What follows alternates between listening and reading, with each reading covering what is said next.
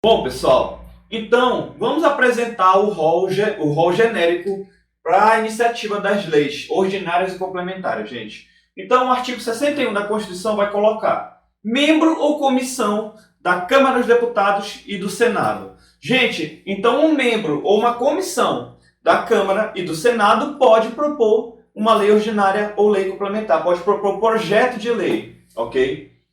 Segundo caso, presidente da República. Então, o presidente da República, ele está no rol genérico também para poder propor um projeto de lei, ok?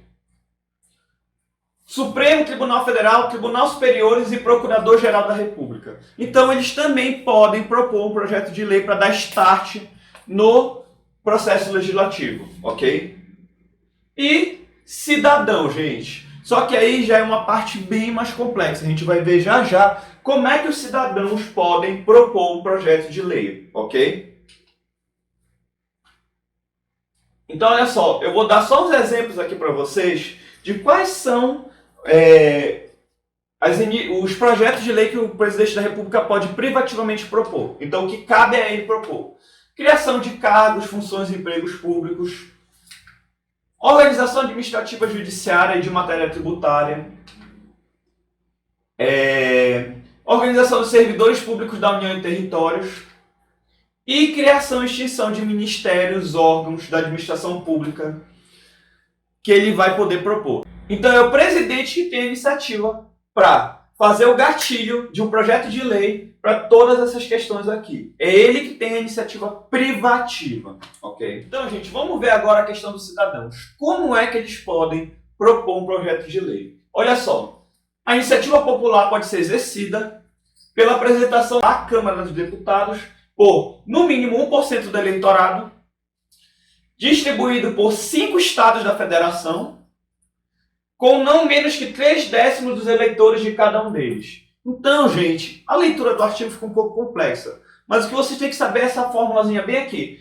1% do total dos eleitores, distribuído em 5 estados, com não menos do que 0,3% em cada estado. Então, é essa fórmula matemática que vocês têm que saber para os cidadãos poderem fazer um projeto de iniciativa popular.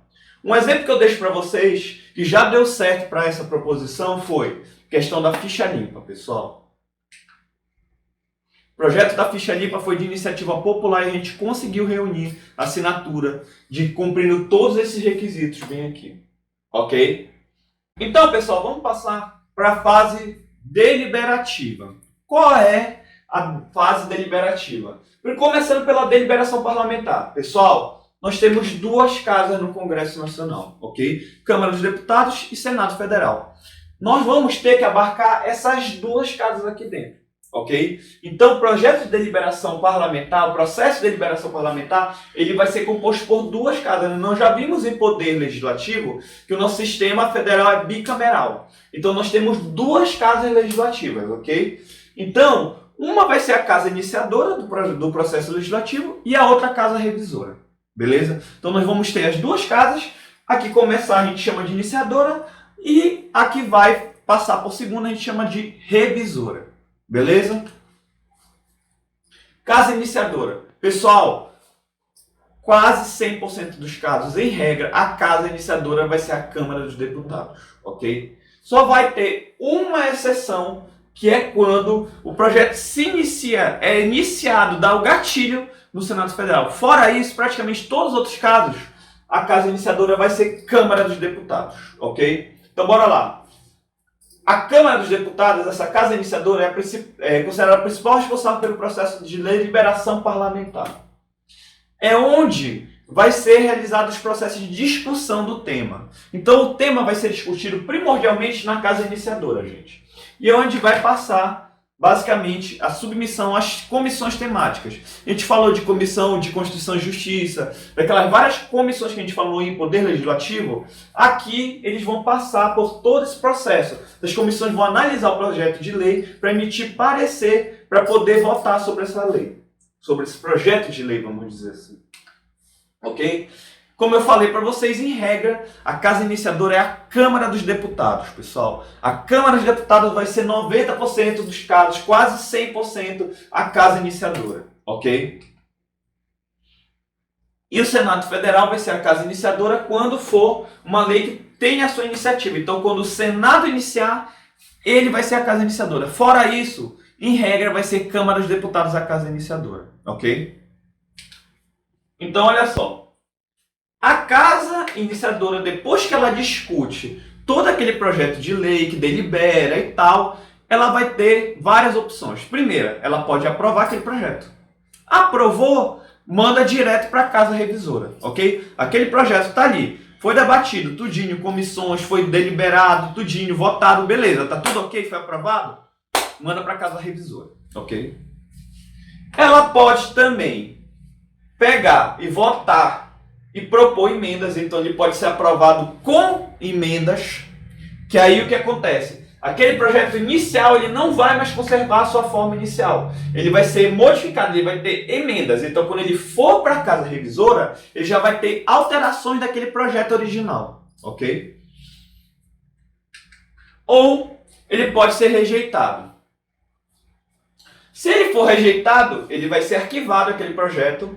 Ele não vai poder ser votado na mesma sessão legislativa, lembre-se. A gente já viu lá em Poder Legislativo o que é uma sessão legislativa, ok? Vocês têm que lembrar. Ou, excepcionalmente, por requerimento da maioria, ele pode ser votado na mesma sessão legislativa. Mas isso daí é uma exceção, gente. Então, em regra, ele vai ser arquivado e não vai poder ser colocado novamente em votação na mesma sessão legislativa, ou seja, no mesmo ano legislativo. A gente já falou que legislatura é o todo que envolve 4 sessões legislativas. Então, em regra, na mesma sessão legislativa, ela não pode ser votada. Porém, por requerimento da maioria absoluta, eu posso colocar em votação de novo na mesma sessão legislativa. Então, pessoal, passada essa parte, se eu tenho essas 3 opções na casa iniciadora, eu pego e vou para a casa revisora. Então, o que acontece na casa revisora? Aquele projeto de lei analisado e votado na casa iniciadora vai ser mandado para a casa revisora e a casa revisora vai votar já com todas as alterações. Então, pode ser o projeto original ou pode ser já o projeto com emendas parlamentares, ok?